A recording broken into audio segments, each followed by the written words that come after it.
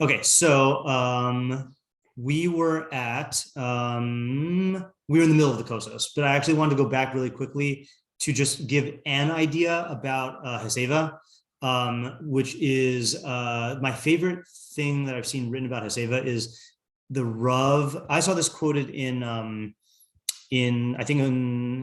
where is this? I mean, I'm quoting this from my what do you call? I don't know where this is from, but anyway, some maybe festivals of freedom. He says the slave lives in fear. He is afraid not only of those who are stronger than he or of those who have jurisdiction over him. The slave is afraid of contradicting anyone, of antagonizing even a stranger. This is the reason, in my opinion, why the sages introduced haseivah, reclining.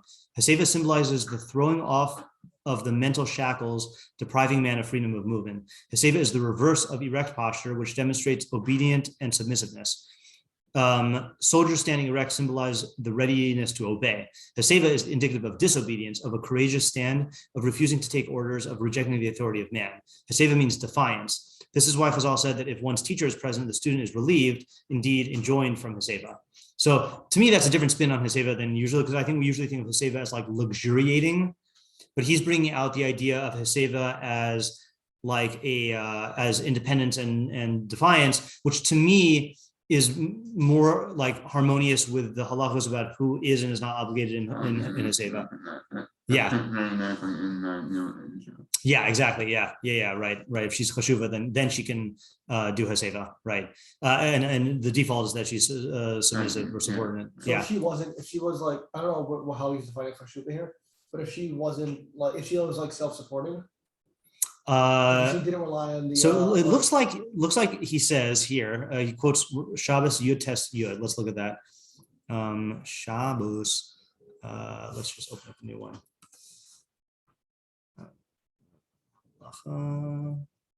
Shabbos Yud Tes Yud. No, I would not have gone there. What is the context even? Yud Tes Yud. Okay, here we go. Yotza'a isha bechutin shebetzavara. She can go out with the threads around her neck. Is that like a necklace? Mipnei she'ena chonekes atma, because she doesn't choke herself with them. Okay, good. I should hope not. Enan chotetzin. Then therefore they don't. They're not chotetz. V'im hayut sivuin, if they're dyed, asurin, then they're asur. Shema tire osan lechabro seha. Maybe she'll show them to her fellow. So I guess it's talking about like hotza, right? Yeah. V'yotza isha b'kalil shel zahav b'rosha. She can wear, I think a kalil is a crown. Right? Yeah, right on her head. She'ein yotza bo ela isha chashuva. Okay, because the only one who goes out on is a isha chashuva. She'ein darcha lachlot laharos, whose way is not to take them off to show it. V'yotza b'tzitz.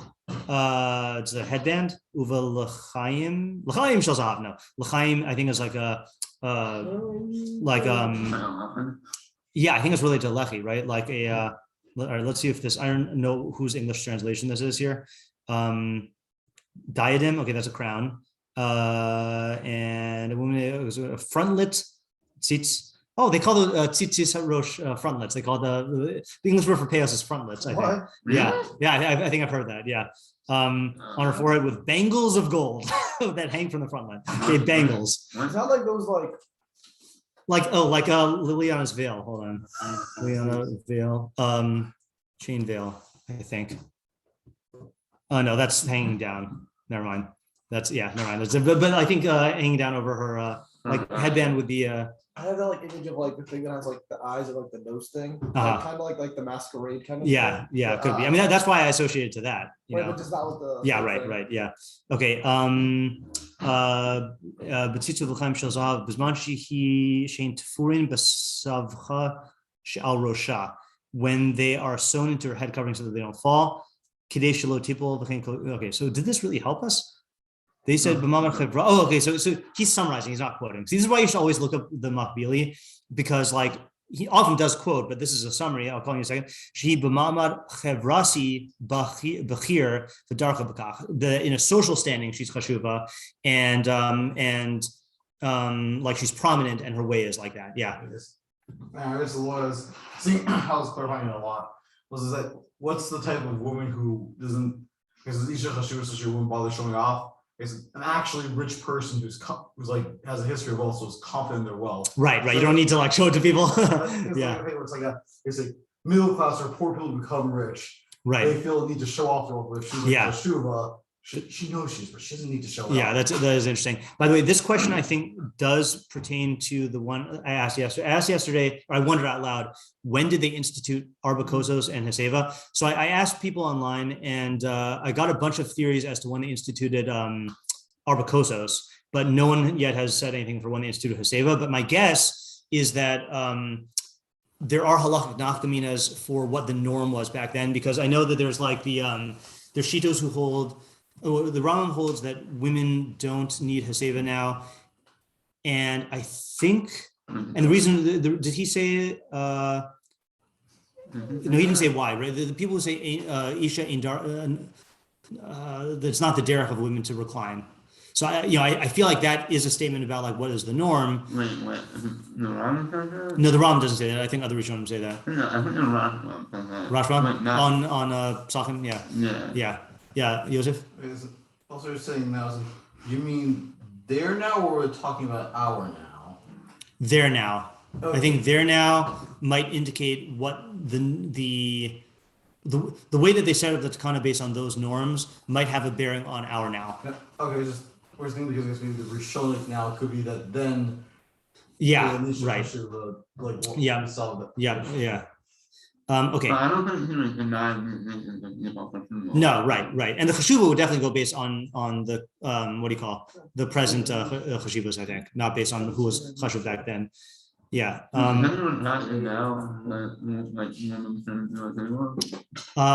want to say an answer to that, but I haven't reviewed haseivah this year, so I don't want to say it. Yeah. Okay.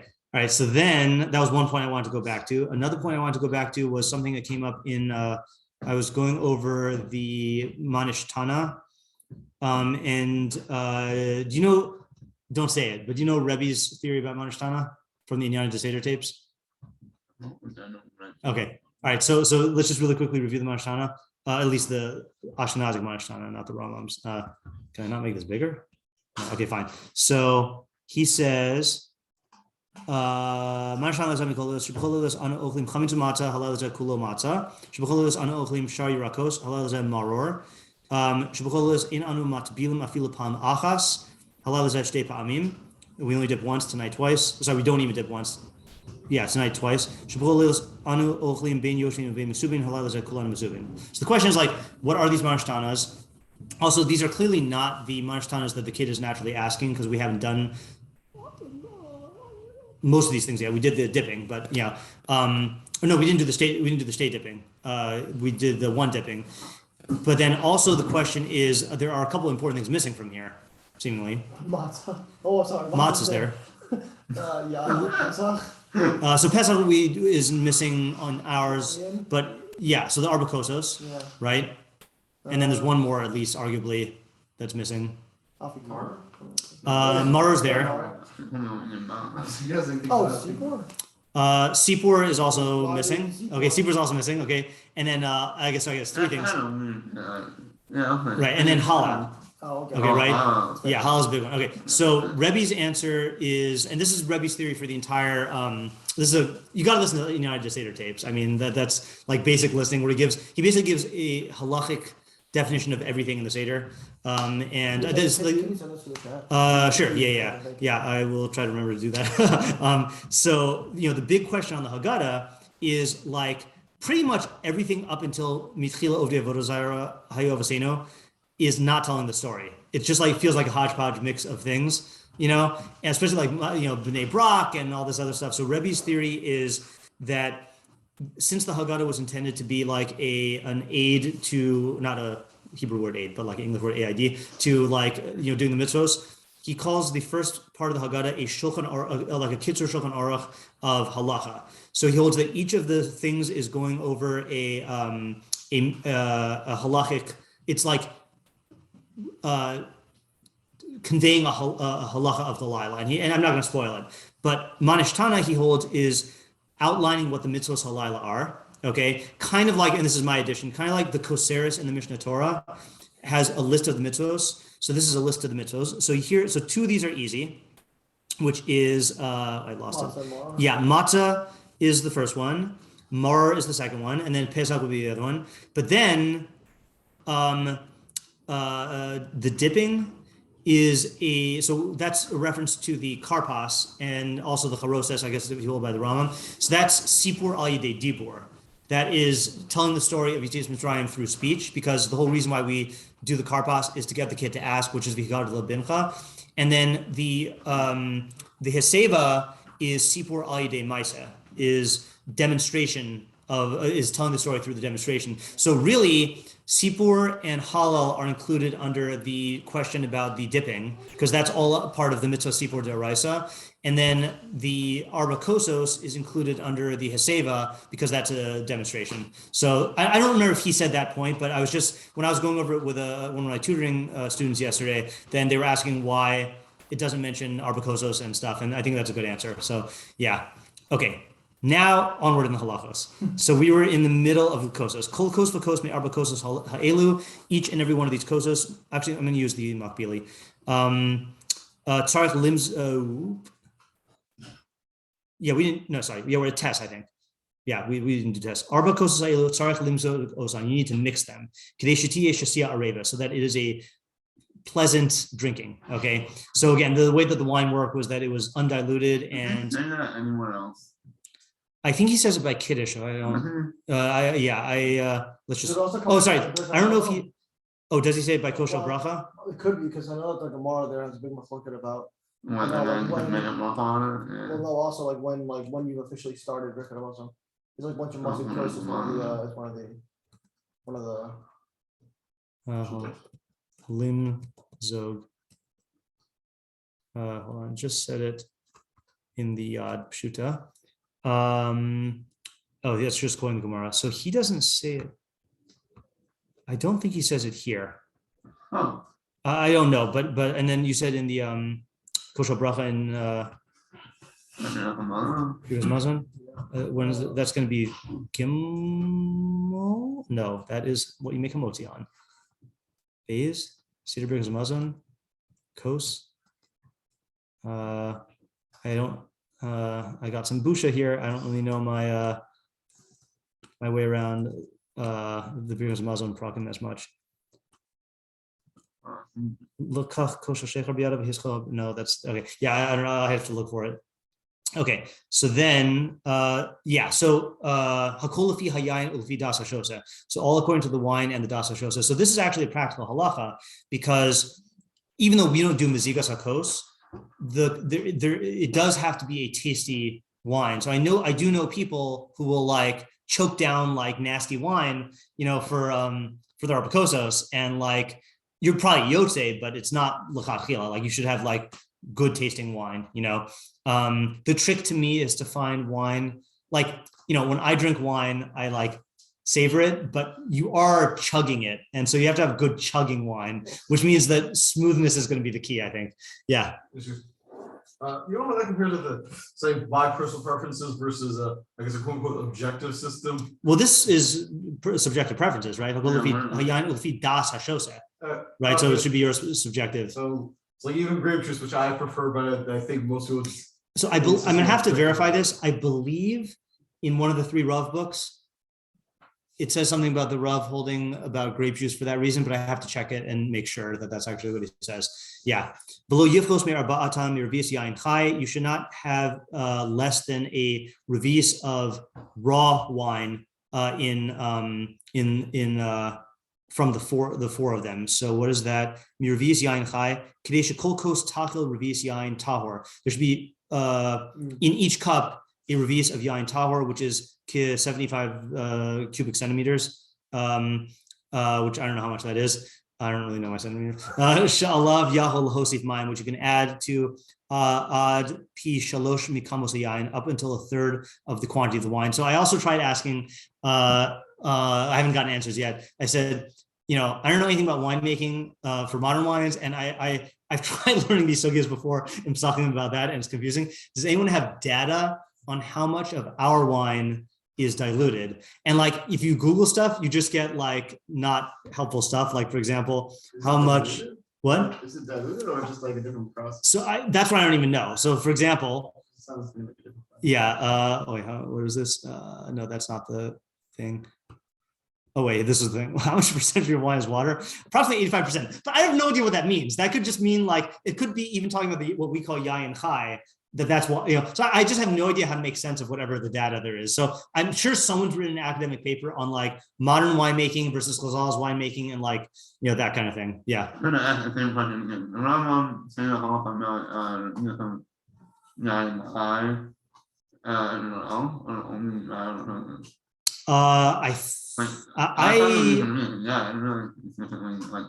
I think I've only seen it here, but again, I'm not holding on. I can probably look it up easily though, really quickly with just searching for Revis in chapter 29, which is Kiddush and Shabbos. Revis. Lokech kos who machzik revis o yoser medichum mimifim v'shotim v'chutz u'malehu yain v'ochzu b'mino u'magbia min karka tepach o yoser. So this is what you do for Kiddush, right? So you take a cup that holds revis or more, wipe it inside and rinse it on the outside. U'malehu yain and fill it with wine. V'ochzu b'mino, hold it in your right hand. Magbia min karka tepach o yoser, hold it up. It's funny, from the karka, not from the table. That's interesting. Tavach or more. Don't assist it with your left hand. So does not look like he says that there. At least from. Is that only in yeah, and it might be because of the cherus. I'm not sure because he says shasa arba kosas elu miyayin she'enu mazug. If you drink the 4 kosas from wine that's not mixed, yatsi de arba kosas v'lo yatsa de cherus. Right, so the proportions of the wine are for the cherus quality, not for the cups quantity. Shasa arba kosas mezugin b'vas achas. If you drank the 4 cups that were mixed, but you drank them at one time, which which this is a whole another machlokos rishonim, but the Makbili says shiyatzak es hayayin shebehen lekos achad. You pour them all into one big cup. I think others hold that b'vas achad means you drink them one after the other. Then yaside cherus v'lo yaside arba kosas. Okay, v'im shasa mikol kos mehen rubo yata. And if in the normal case you drink the rov of each kos, then you're yotze b'diavad. Let's just finish reading this and we can come back tomorrow. Kol kos v'kos me arba kosas elu mevarach alav bracha b'fnei atzmo. Each and every one of these 4 kosas, according to the Rambam, you make a bracha on it by itself. This is a machlokas in Pesach between Sfardim and Ashkenazim. The kos rish, because some hold you only make it on the first and the third kos. The Rambam says on each one, the kos rishon omer alav kiddush hayom, you say kiddush on. Kos sheni kore alav es Haggadah, you read the Haggadah over. Kos shlishi mevarach alav birkas hamazon. Third one you make a birkas hamazon over. Kos revi gomer alav es halal. You make you complete halal over it. Mevarach alav birkas hashir, and you make birkas hashir, which is from Nishmas plus Halalucha, and concludes with in the Ramams Hakel Hamelcham Hulo, etc. Lilam, which is not how we conclude, I don't think. And then Uvena Kosas Elu Imratza Lishtos Shosa. If you want to drink between the 2 cups, you can. Being Shlishi L'Revi, Shosa, but not between the 3rd and the 4th, and there's different reasons for that. And then there's Ram also has the 5th cup, but that he mentions in perek ches, so we'll have to save that for later. Okay, good. So goal, I think, is I'll see if there are any like wrap-up points from that part, but tomorrow I think we can get through these last 3, and that way we can be on the 8th perek by next week. Cool. Very good. Okay. I'm leaving Thursday, God willing.